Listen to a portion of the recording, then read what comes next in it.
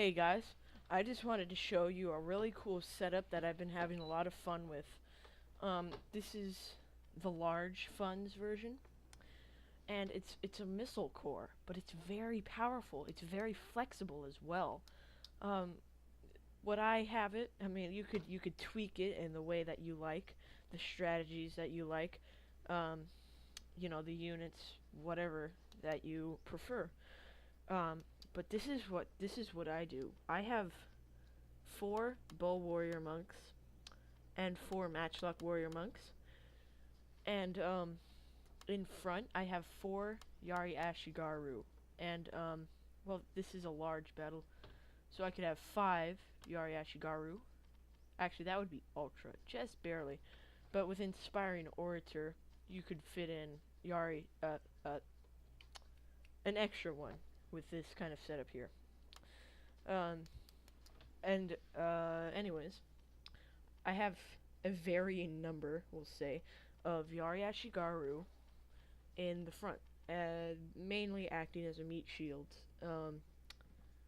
and to just tie down the enemy when he charges, because he's gonna have to charge you. This is mainly a defensive army, but what I like about this army is that you can bring the fight to him.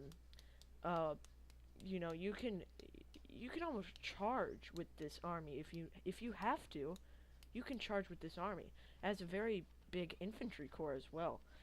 The weakness with this is that, as you see, there's no cavalry. There's no cavalry in this setup, and it doesn't give you the mobility that some people like. But as I said, you could change this around. You could get rid of these Naginata and just have three Katana Samurai as your infantry, and then replace these four open slots then with Cav. So this army is very versatile, I said. And of course you could add your veterans and customize units and whatever. And if you have a melee general, then I suppose you do have mobility. If you have a very strong melee general, that could act as a cavalry, I suppose. But again, this my setup has a weak cav contingent. That's the only weakness, really. But I haven't even really finished explaining. So behind the Yaris, which act mainly as a meat shield, and to tie down the enemy, is these. And these Yari Ashigaru will attack or be attacked, and that'll give these guys time to shoot in to the enemy masses. With increased range, these guys are just wonderful. Um, the Bull Warrior monks will eliminate any skirmish units, so if they have a lot of archers, they're going to want to take out these very important matchlock units. And yes, they will. But, in return, you'll take out their skirmish component, which, really can break their army. So they're going to have to decide whether to attack your skirmishers or the matchlocks. So, either way, they're kind of screwed there. So they don't really have a choice but to attack one or the other, and they know they'll have to die. Their skirmish component will be destroyed, and I'm not even using cavalry to destroy it. So their skirmish component can be very good against this army, though. So yeah, I have these guys behind these guys behind these guys, and then this is my infantry, and you could almost say that's the core. But I have a Naginata on one side and another Naginata on the other side. So this very, very effective against cavalry. You can beat a cav spam with this army, I'd guess. Because the Naginatas, they have 15 bonus versus cav. These guys have 20. These guys have plenty bonus versus cav. So, very effective units, and they'll cover your flanks and everything like that.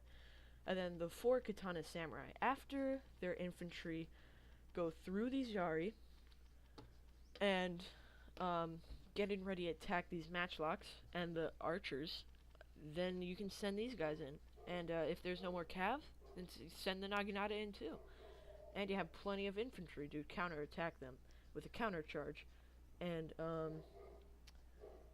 if you have a good terrain advantage, maybe a leadership general, then at that point the battle is almost unbeatable for your opponent, and your opponent basically loses automatically. And of course you can switch these units around with veterans, but the last game I did, I had 3 bow warrior monks, but they were veterans and they had increased range, so they could reach the enemy skirmishers very well, even though they were behind 2 lines of infantry. So the 200 range on these guys is very, very, very good. And if you're against like bow samurai or bow ashigaru, you'll almost be unbeatable, really. So, or bandits as well. With that increased range or not, you'll be able to reach them before they can reach you. So, the medium version would be cut down a little, probably like this. Probably like something like that. It's much harder to get this on medium, but perhaps, oops, you could turn these guys into these guys, and these guys do a lot of damage too. And with this setup, you're gonna hit some of your own guys. It's true. That's just what's gonna happen. You know, you don't really have a choice but to take some friendly fire. But the morale part of it isn't going to affect your units. So when they shoot into the enemy, it's going to affect their morale and only their morale. So, as you see, this is a good medium setup right here. Maybe you want Yari Samurai instead of those Yari Ashigaru on your flanks. The rapid advance is extremely powerful. Very good. And maybe you want to switch these katanas for lone swords. So you get the numbers advantage. You know, look at that. So this is just a medium fun, and it's about the same size as my last army. So I just wanted more people to know about this army. I think it's very good. I think it's very powerful. It's right in the middle of quality and quantity, basically, depending on what kind of veterans you use. But yeah, very effective army. I'm really liking it. I've only used it a little bit, but in theory, it's invincible.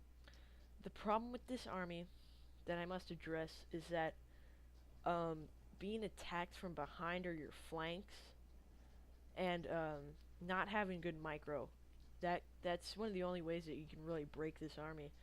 But you know, if the enemy has a lot of hidden units, a lot of people attacking your flanks, then you're gonna have some troubles with this army, yeah.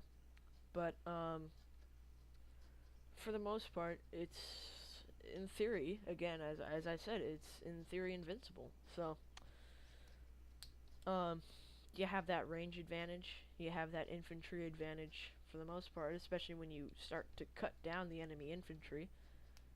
And cavalry charges are going to be fended off quite easily by your men. So hopefully you learned something about this, and I'll have some videos up demonstrating it. I have a replay coming right your way with this kind of setup. So go ahead and watch that, guys. See you later.